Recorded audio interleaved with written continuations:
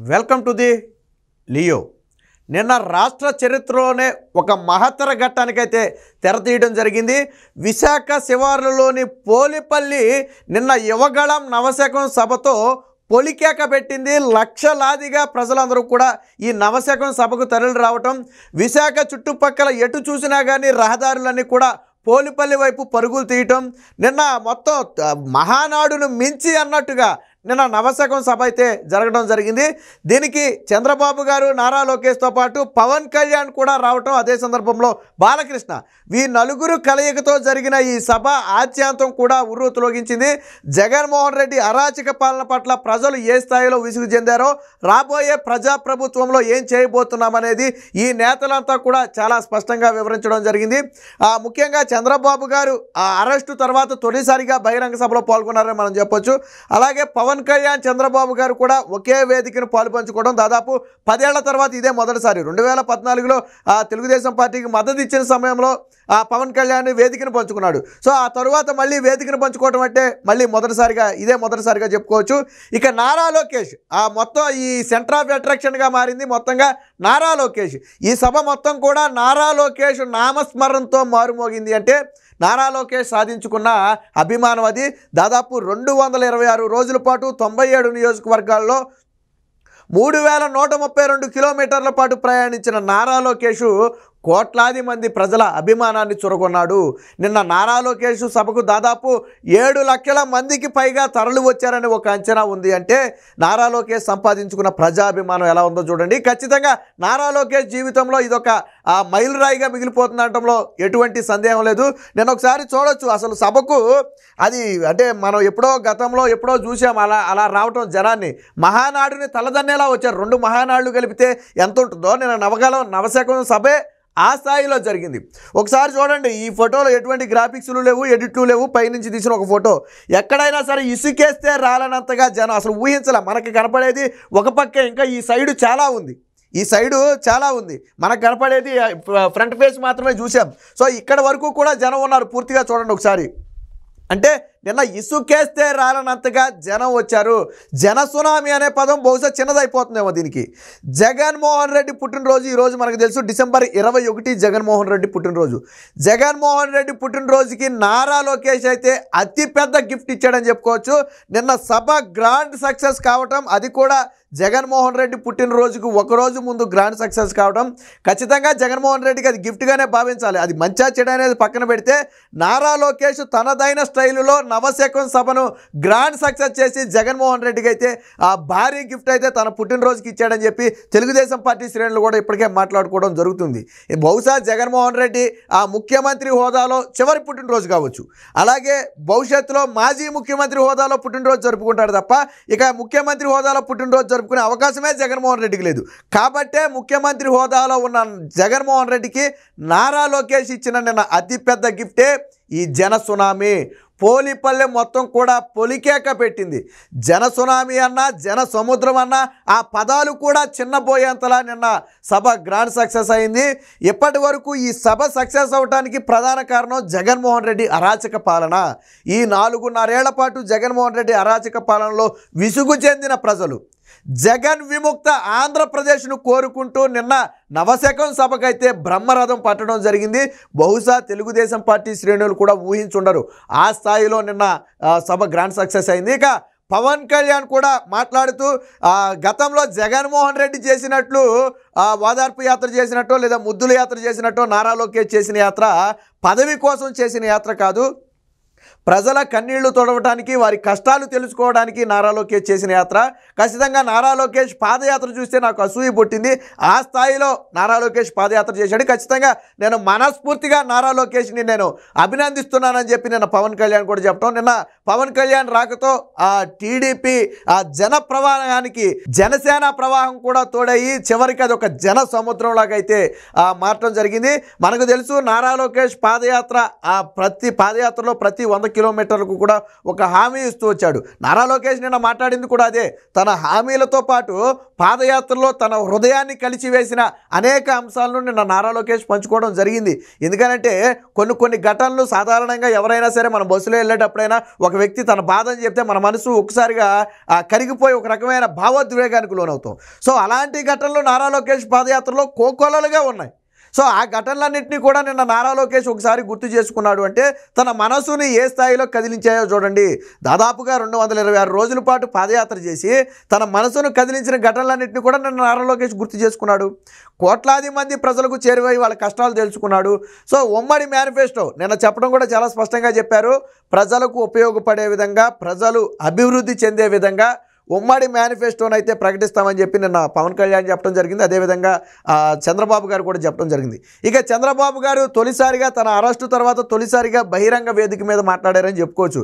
మొన్న తుఫాను బాధితుల్ని పరామర్శించడానికి వెళ్ళినప్పటికీ కూడా ఇప్పటివరకు బహిరంగ వేదిక మీదకి చంద్రబాబు గారు రాలేదు. సో తొలిసారిగా అయితే చంద్రబాబు గారు బహిరంగ వేదిక మీద పాల్గొన్నారు. చాలా స్పష్టంగా చెప్పారు, జనసేన తెలుగుదేశం పార్టీ పొత్తు అనేది చారిత్రక అవసరం. ఆంధ్రప్రదేశ్ అంధకారంలోకి వెళ్లకుండా ఈ జగన్మోహన్ రెడ్డి కబంధ హస్తాల నుంచి రాష్ట్రాన్ని కాపాడాలి అంటే అది తెలుగుదేశం పార్టీ జనసేన పొత్తు వల్లే సాధ్యమవుతుంది.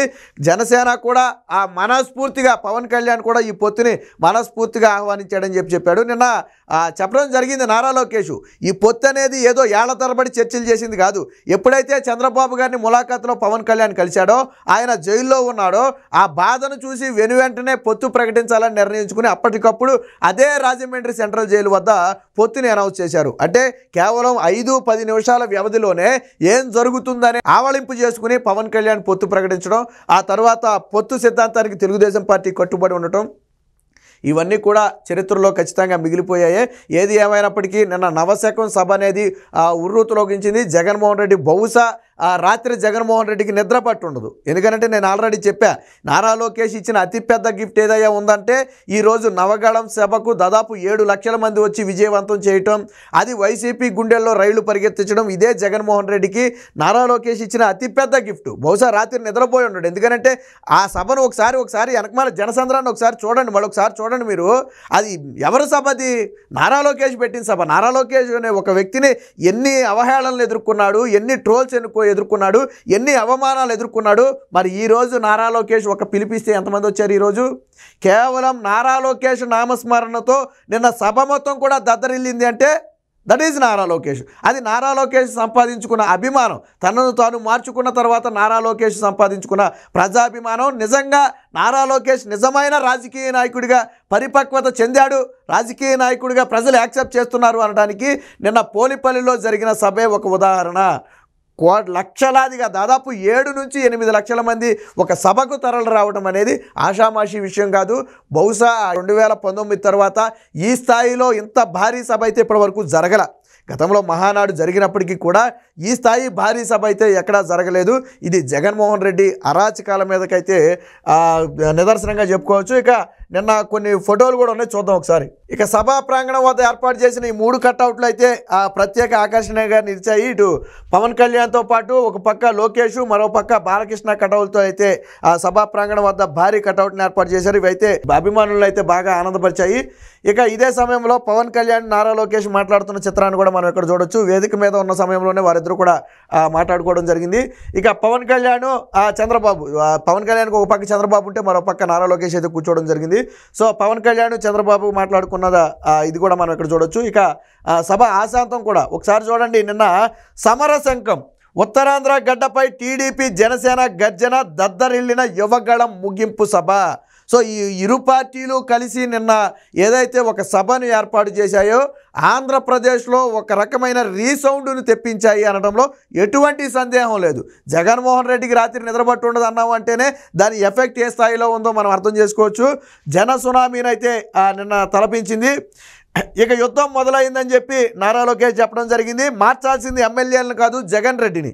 ఇక్కడ వ్యతిరేకత అనేది ఎమ్మెల్యేల మీద కాదు, జగన్మోహన్ రెడ్డి మీద ఉంది. కాబట్టి ఆయన్ని మార్చాలని చెప్పి పవన్ కళ్యాణ్ కూడా చెప్పడం జరిగింది. ఇక వైసీపీ ఓటమి ఖాయం, మా పొత్తు చారిత్రాత్మకం, రాష్ట్రానికి అవసరం. జగన్ సినిమా అయిపోయింది, ఎమ్మెల్యేలను కాదు సీఎంనే మార్చాలి. ఆయన రాజకీయాలకు అనర్హుడు. నా 40 ఏళ్ల రాజకీయ జీవితంలో ఇలాంటి విచిత్రమైన వ్యక్తిని చూడలేదు. 500 కోట్లతో సీఎం నివాసమా? 5 ఏళ్ల పాలనలో అంత అరాచకం, అన్ని రంగాల్లోనూ రాష్ట్రం అధోగతి. వైసీపీ విముక్త ఆంధ్రప్రదేశ్ కావాలి. ఆ పార్టీకి ఒక్క ఓటేసిన రాష్ట్రానికి శాపమే. ఓటుపై అందరూ అప్రమత్తంగా ఉండాలి. రాష్ట్రం గురించి యువత ఆలోచించాలి. ఒక్క అడుగేస్తే మేము 100 అడుగులు వేస్తాం. టీడీపీ జనసేన కార్యకర్తలు నాయకులు ఈ 100 రోజులు కలిసి పనిచేయాలని చెప్పి చంద్రబాబు అయితే పిలిపివ్వడం జరిగింది. మొత్తంగా ఎన్నికల సంకారం అయితే నిన్న పోలిపల్లి సభ నుంచి ఆ టీడీపీ జనసేన కలిసి పూరించాయని చెప్పొచ్చు. ఇక ఎన్నికల యుద్ధానికి 100 రోజులు మాత్రమే ఉంది. ఈ యుద్ధంలో అంటే ఈ యుద్ధం ముగిసే వరకు కూడా, ఎన్నికలు అయిపోయి ఫలితాలు వచ్చే వరకు కూడా టీడీపీ జనసేన కార్యకర్తలు కానివ్వండి, నాయకులు కానివ్వండి, అందరూ కలిసి పనిచేయాలని చెప్పి అటు చంద్రబాబు గారు, ఇటు లోకేష్తో పాటు అటు పవన్ కళ్యాణ్ కూడా అయితే పిలుపునివ్వడం జరిగింది. సో ఈ పిలుపుని కూడా ఆ కార్యకర్తలు అయితే ఆహ్వానించారు గట్టిగా. ఇంకా ఆంధ్రప్రదేశ్లో జగన్మోహన్ రెడ్డి మార్పిడికి కేవలం 100 రోజులు మాత్రమే ఉంది. ఈ 100 రోజులు చంద్రబాబు గారు ఇంకొక మాట కూడా చెప్పాడు. జగన్మోహన్ రెడ్డికి ఒక్క ఓటు వేసినా అది రాష్ట్రానికి శాపం. ఆయన గెలవకపోవడం పక్కన పెట్టి ఒక్క ఓటు వేసినా అది రాష్ట్రానికి శాపంగా మారే ప్రమాదం ఉంది. సో ఏది ఏమైనప్పటికీ జగన్మోహన్ రెడ్డికి అయితే ఇక ఇదే చివరి ముఖ్యమంత్రి హోదాలో చివరి పుట్టినరోజుగా చెప్పుకోవచ్చు. బహుశా 100 రోజుల తర్వాత మాజీ కాబోతున్నాడు. ఆ తర్వాత ఏం జరుగుద్ది అనేది పక్కన పెడితే, నిన్న పోలిపల్లి సభను పొలికేక పెట్టించడం ద్వారా నారా లోకేష్ అయితే జగన్మోహన్ రెడ్డికి పుట్టినరోజు, అతిపెద్ద పుట్టినరోజు గిఫ్ట్ ఇచ్చాడు. బహుశా ఆ ఓటమికి ఇదే జగన్మోహన్ రెడ్డికి ఇదే మొదలు కావచ్చు. ఇదే తొలి అడుగు. జగన్మోహన్ రెడ్డి ఓటమి వైపు ప్రయాణించడానికి నిన్న నవశకమే తొలి అడుగు. 100 రోజుల తర్వాత పూర్తిగా జగన్మోహన్ రెడ్డి విముక్త ఆంధ్రప్రదేశ్ అయితే వస్తుందని చెప్పి నేతలందరూ కూడా నిన్న ముక్త కంఠంతో చెప్పడం జరిగింది. ఏది ఏమైనప్పటికీ నిన్న పవన్ కళ్యాణ్ కూడా రావడం అనేది ప్రత్యేక ఆకర్షణగా నిలిచింది. జనసేన టీడీపీ కలిసి పనిచేయాలన్న ఒక ఉద్దేశంతోనే నిన్న పవన్ కళ్యాణ్ కూడా రావడం జరిగింది. ఇదే సందర్భంలో నారా లోకేష్ చేసిన పాదయాత్ర ప్రజల్లో ఎటువంటి స్పందన తీసుకొచ్చింది అనడానికి నిన్న నారా లోకేష్ ముగింపు సభే ఒక ఉదాహరణగా చెప్పుకోవచ్చు. ఏది ఏమైనప్పటికీ టీడీపీ జనసేన పొత్తు సమర శంకరామం అయితే పూరించింది. జగన్మోహన్ రెడ్డి మీద యుద్ధానికి తొలి అడుగైతే పడింది. ఖచ్చితంగా 100 రోజుల్లో, ఈ యుద్ధంలో 100 రోజుల్లో గెలవబోయేది టీడీపీ జనసేన పొత్తేనని చెప్పి వక్తలందరూ కూడా చెప్పడం జరిగింది. ఇది ఖచ్చితంగా జగన్మోహన్ రెడ్డికి, అలాగే వైసీపీ నేతలకు, వైసీపీ కార్యకర్తలకు కూడా మింగుడు పడని అంశం ఖచ్చితంగా. ఎందుకంటే ఒక పక్క పార్టీలో అంతర్గత సమస్యలతో జగన్మోహన్ రెడ్డి ఒక పక్క అల్లల్లాడిపోతుంటే, మరో పక్క ప్రతిపక్షాలు కలిసికట్టుగా దూకుడుగా వెళ్తున్నాయి. సో ఖచ్చితంగా ఇది జగన్మోహన్ రెడ్డికి ఎట్టి పరిస్థితుల్లోనూ పెద్ద ఎదురు దెబ్బగా చెప్పుకోవచ్చు. మరి దీని మీద వైసీపీ నేతలు ఏ విధంగా స్పందిస్తారు, మరి దీని ప్రభావం ఏ విధంగా ఉంటుందనే తెలియాలంటే మాత్రం కొద్ది రోజులు వేచి చూడాలి.